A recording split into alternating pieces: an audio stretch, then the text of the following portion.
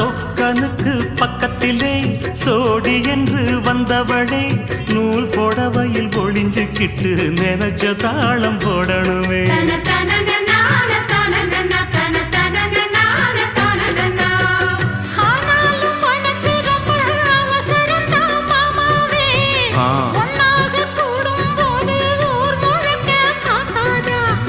பார்த்தாலும் தவறு இல்ல பனியுறங்கும் ரோசாவே உன்னால சொத்த வச்ச மூக்குலதான் வைக்காத